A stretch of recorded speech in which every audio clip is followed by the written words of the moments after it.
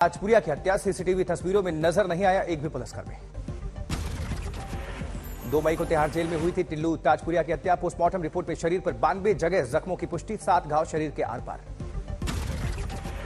Gangster Jitendra Gogi की हत्या का बदला लेने के लिए हुआ टिल्लू ताजपुरिया पर हमला। 24 सितंबर 2021 को रोहिणी कोर्ट में हुआ था गोगी का मर्डर। मेरठ में मारा गया पश्चिमी यूपी और दिल्ली एनसीआर का कुख्यात गैंगस्टर। एसटीएफ ने किया एनकाउंटर। एसटीएफ का दावा, जवाबी फायरिंग में हुआ ढेर। गौतम बुद्ध नगर का हिस्ट्री शीटर था अनिल दुजाना। हत्या, लूट, डकैती और रंगदारी के 60 से ज्यादा केस में आरोपी था। 2021 से तलाश रही थी पुलिस। सरकारी ठेकों, सरिया चोरी और टोल के ठेकों को लेकर सक्रिय था दुजाना गैंग। गैंगस्टर नरेश भाटी से नजदीकी संबंध। पुणे में डीआरडीओ के वैज्ञानिक प्रदीप कुरुलकर को एटीएस ने गिरफ्तार किया है। पाकिस्तान को दे रहा था खुफिया जानकारी। महाराष्ट्र एटीएस के मुताबिक पाकिस्तानी इंटेलिजेंस ऑपरेटिव हैंडलर ने हनी ट्रैप में फंसाया। व्हाट्सएप मैसेज, वायरल कॉल और वीडियो के जरिए भेजी गई खुफिया जानकारी। जमीन घोटाला मामले में ईडी का एक्शन। रांची के पूर्व डीसी छवि रंजन गिरफ्तार। आईएएस अधिकारी से लंबी पूछताछ में नहीं मिले संतोषजनक जवाब। रात करीब 9:15 बजे हुई छवि रंजन की गिरफ्तारी। पीएमएलए की धाराओं के तहत शिकंजा। 13 अप्रैल को 18 ठिकानों पर की गई थी छापेमारी।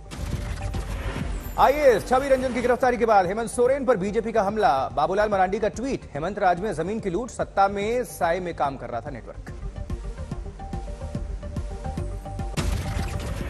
उधर मणिपुर में भड़की हिंसा के बाद उपद्रवियों को देखते ही गोली मारने के आदेश। सेना की 55 टुकड़ियां तैनात। 8 जिलों में धारा 144 लागू। 5 दिनों के लिए इंटरनेट बंद। मणिपुर में हालात पर केंद्र सरकार की नजर। हिंसा प्रभावित इलाकों में भेजी गई आरएफ की टीम। रक्षा मंत्रालय के आदेश पर 14 बटालियन स्टैंड बाय। चूराचांदपुर में गैर आदिवासी मेथी समुदाय के लिए अनुसूचित जनजाति दर्जे की मांग को लेकर निकाला जा रहा था मार्च। हथियारबंद लोगों ने भीड़ पर हमला किया। जवाबी कार्रवाई में मेथी समुदाय की तरफ से भी हुए हमले, जिसके बाद पूरे राज्य में हिंसा भड़की। घरों में आगजनी, धू कर जल गई लग्जरी गाड़ियां। पुलिस का दावा, फिलहाल नियंत्रण में है हालात। गृह मंत्री अमित शाह ने मणिपुर के मुख्यमंत्री को दिया हर संभव मदद का भरोसा। वहीं कर्नाटक चुनाव में बीजेपी ने झोंकी ताकत। आज बेल्लारी और टमकुरू में प्रधानमंत्री मोदी की रैली। कर्नाटक में चुनाव प्रचार के लिए आज मैदान में स्टार प्रचारक जेपी नड्डा, स्मृति ईरानी और सीएम मुंबई भी मांगेंगे वोट। जबकि कर्नाटक चुनाव में बीएसपी मुखिया मायावती की पहली रैली बेंगलुरु के पैलेस मैदान में होगी चुनावी जनसभा। अकेले चुनाव लड़ रही है बीएसपी। बजरंग दल को बैन करने के वादे पर मचे कोहराम के बीच डीके शिव कुमार का बयान। बोले, कांग्रेस सत्ता में आई तो पूरे राज्य में बनाएंगे हनुमान मंदिर।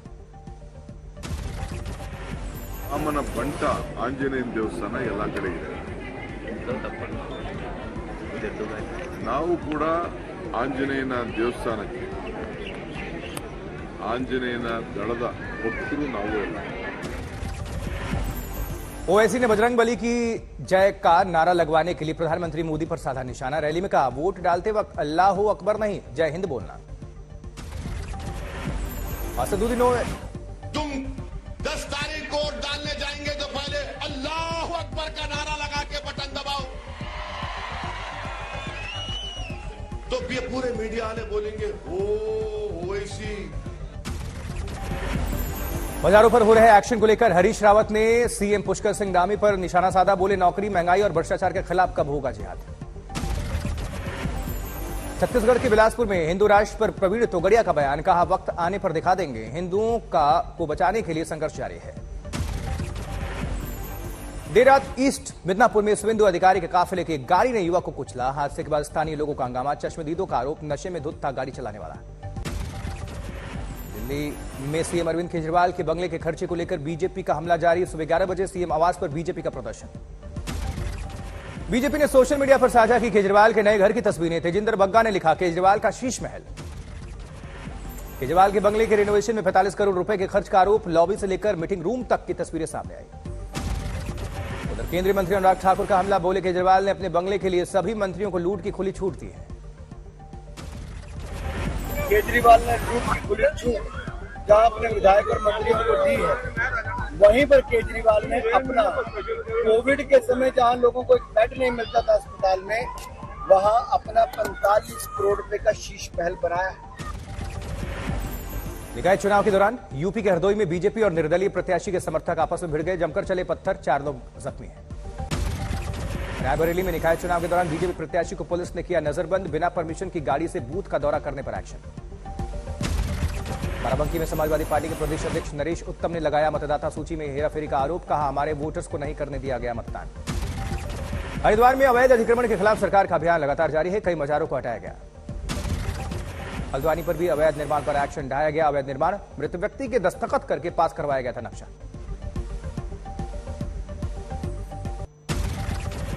सूत्रों के मुताबिक एससीओ डिनर में विदेश मंत्री एस जयशंकर ने बिलावल भुट्टो की मुलाकात हुई। दोनों ने एक दूसरे से हाथ मिलाए।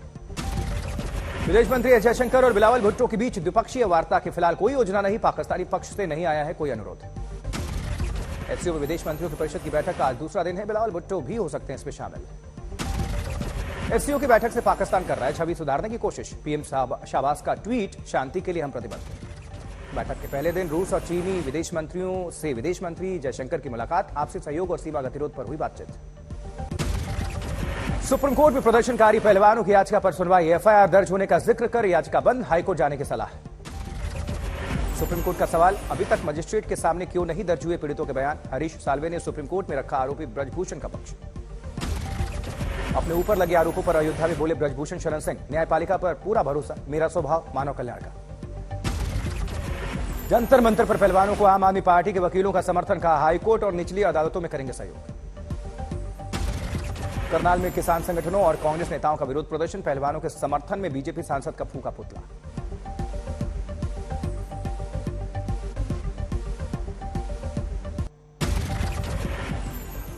बद्रीनाथ के पास हेलंग में जबरदस्त लैंडस्लाइड। ग्लेशियर टूटने से राजमार्ग पर वाहनों की आवाजाही बंद। सामने आई लैंडस्लाइड की दिल दहला देने वाली तस्वीरें। दरकते दिखे पहाड़, हाईवे पर भरभरा कर गिरा मलबा। हजारों तीर्थयात्री फंसे। केदारनाथ में लगातार दूसरे दिन हाईवे पर भरभरा कर गिरा ग्लेशियर। रुद्रप्रयाग के पास फिर बंद हुआ पैदल मार्ग। उत्तराखंड के हल्द्वानी से कैलाश यात्रा की शुरुआत। 19 तीर्थयात्रियों का पहला जत्था रवाना। पिथौरागढ़ में होगा पहला पड़ाव।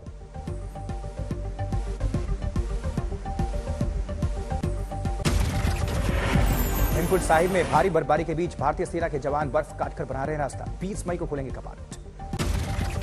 बिहार में जातियों की गणना और आर्थिक सर्वेक्षण मामले में सीएम नीतीश को झटका। पटना हाईकोर्ट ने जातीय जनगणना पर रोक लगाई। अब 3 जुलाई को अगली सुनवाई। जातीय जनगणना पर पटना हाईकोर्ट से लगी रोक के आदेश को चुनौती देगी बिहार सरकार। सुप्रीम कोर्ट में दाखिल करेंगे कैबिनेट। पटना हाईकोर्ट के फैसले को आरजेडी सांसद मनोज झा ने कहा दुर्भाग्यपूर्ण। बोले, ऐसे निर्णय से बढ़ता है फासला। जातिगत जनगणना रोकने के बाद पूर्व उप मुख्यमंत्री सुशील कुमार मोदी ने नीतीश कुमार पर कसा तंज। बोले, बिहार सरकार को दिल्ली से बुलाना चाहिए था वकील। पटना में नीतीश और तेजस्वी के खिलाफ लगा पोस्टर। लिखा, जनता को जाति में तोड़ने चले थे, वोट का रुख मोड़ने चले थे नीतीश।